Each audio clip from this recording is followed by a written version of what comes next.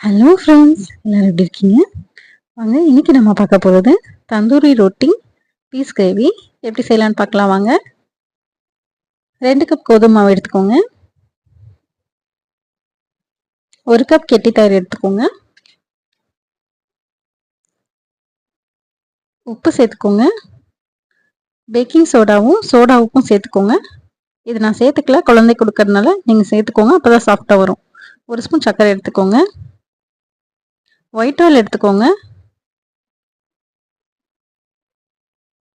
இது எல்லாத்தையும் சேர்த்து நல்லா சப்பாத்தி மாவு பதத்துக்கு பிசைஞ்சுக்கோங்க. நீங்கள் பேக்கிங் சோடாவும் சோடா உப்பும் சேர்த்தா தான் சாஃப்டாக வரும். எனக்கு ஓரளவுக்கு சாஃப்டாக வந்தது. நீங்கள் இதுக்கு பதிலாக ஈஸ்ட் கூட சேர்த்துக்கலாம். பாலில் ஈஸ்ட் கலந்துட்டு கொஞ்ச நேரம் வச்சுட்டு அப்புறமா சேர்த்துருங்க. சூடான பாலை கலந்து சேர்க்கணும். தண்ணி விட்டுட்டு நல்லா பிசைஞ்சு எடுத்துக்கோங்க.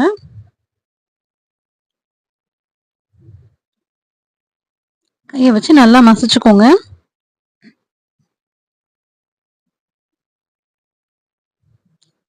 ஈரத்துணி போட்டோ இல்லை லிட் போட்டோ மூடிக்கோங்க. அதுக்கு முன்னாடி மேலே நெய் தடவிட்டிங்கன்னா சாஃப்டாக இருக்கும். மூடி ஒரு 1/2 அன் ஹவர் ஊற வச்சுடுங்க. கிரேவிக்கு என்னென்ன தேவைன்னு பார்த்துடலாம். கட் பண்ண வெங்காயம், கட் பண்ண பூண்டு, அரைச்சி வச்ச தக்காளி, பச்சை பட்டாணி எடுத்துக்கோங்க, தண்ணி எடுத்துக்கோங்க, மிளகாப்பொடி தனியாப்பொடி எடுத்துக்கோங்க, சீரகத்தூள் எடுத்துக்கோங்க, உப்பு எடுத்துக்கோங்க, கரம் மசாலா எடுத்துக்கோங்க, கடலை மாவு எடுத்துக்கோங்க. கடலெண்ணெய் சேர்த்துருக்கேன் ஃப்ரெண்ட்ஸ். உங்களுக்கு என்ன எண்ணெய் வேணுமோ அதை யூஸ் பண்ணிக்கோங்க. இதில் நல்லா சாப் பண்ணி வச்சுருக்க பூண்டு சேர்த்து வதக்கிக்கலாம்.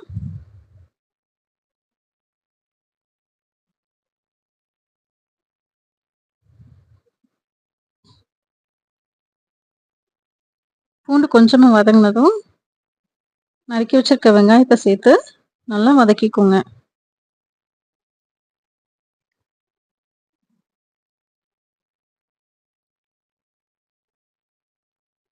வெங்காயம் நல்லா பொன்னிறமாக வதங்கி வரட்டும்.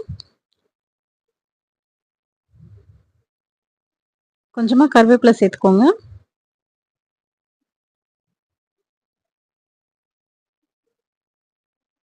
இஞ்சி பேஸ்ட்டு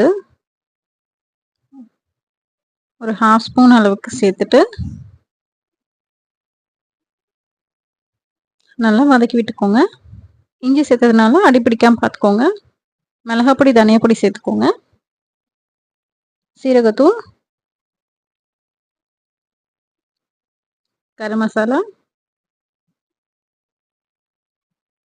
கடலை மாவு. கடலை மாவு இல்லை அப்படின்னு நினச்சிங்கன்னா நம்ம பொட்டுக்கடலையை பொடியாக்கி அதையும் இதில் சேர்த்துக்கலாம். நல்லா வதக்கிக்கோங்க. இதுலேயே பச்சை ஸ்மெல் கொஞ்சம் போயிடணும். அரைச்சி வச்சுருக்க தக்காளி சேர்த்துக்கோங்க. தக்காளியோட பச்சை வாசனை நல்லா போகிற வரைக்கும் கொஞ்சமாக எண்ணெய் பிரிஞ்சு வர அளவுக்கு நல்லா வதக்கிக்கோங்க.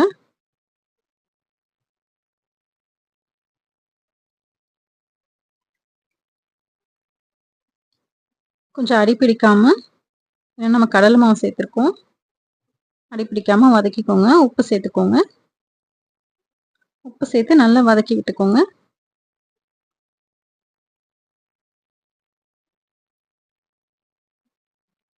கொஞ்சமாக தண்ணி விட்டுக்கோங்க. நம்ம கடலை மாவு சேர்த்ததுனால திக்காயிடும் ஃப்ரெண்ட்ஸ். அதனால் தண்ணி கொஞ்சம் அதிகமாகவே விட்டுக்கோங்க. பட்டாணியும் வேகணும் இல்லைங்களா, அதனால் நம்ம குக்கரில் சேர்க்கல, டைரெக்டாக சேர்த்து வேக வைக்கிறோம். அதனால் தண்ணி தேவையான அளவுக்கு இப்படியே விட்டுருங்க.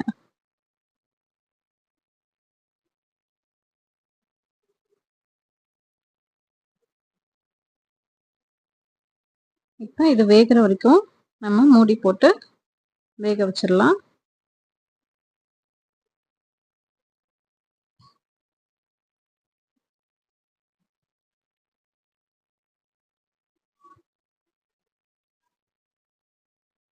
அப்பப்போ எடுத்து கிளறி விட்டுக்கோங்க. கொத்தமல்லி தூவிட்டு மூடி வச்சுட்டேன் நான்.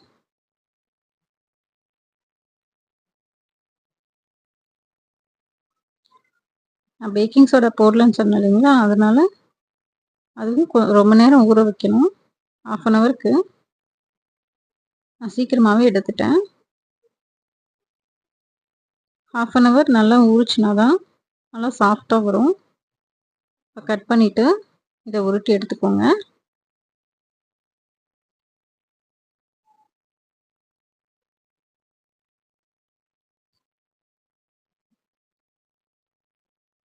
கொஞ்சம் ஓரளவுக்கு ரவுண்டாக திரட்டினதுக்கப்புறமா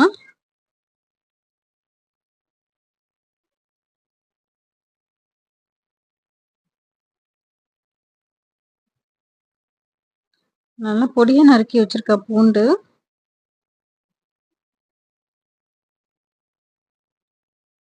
மேலே தூவிட்டு பொடியாக நறுக்குனா கொத்தமல்லியையும் மேலே தூவிட்டு நம்ம ரவுண்ட் ஷேப்புக்கு இதை திரட்டிக்கலாம். கொஞ்சம் மெதுவாக திரட்டுங்க, அந்த பக்கத்தில் ஓட்டை விழுந்துடக்கூடாது. அதனால கீழே மாவு போட்டுட்டு அதுக்கப்புறமேட்டு திரட்டுங்க. அப்போ தான் கீழவும் மேலேயும் ஒட்டாமல் இருக்கும். நல்லா திரட்டி எடுத்துட்டு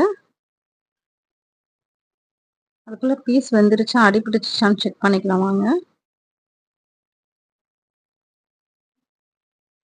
பீஸ் கிரேவி ரெடி ஆகிடுச்சு.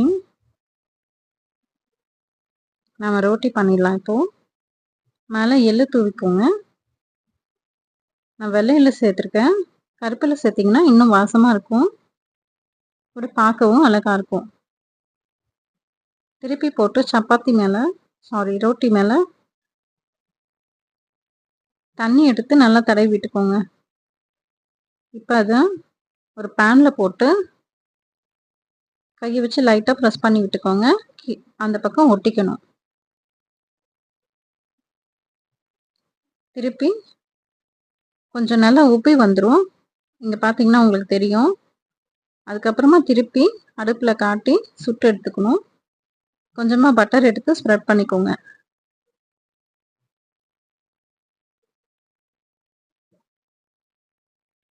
எல்லா பக்கமும் படுற மாதிரி சுட்டுக்கோங்க நெருப்பில். இல்லைன்னா ஒரு சைடு வெந்திருக்கும், ஒரு சைடு வேகாமல் ஆகிடும். மேலே கொஞ்சம் பட்டர் தடவிட்டு சர்வ் பண்ணிடுங்க.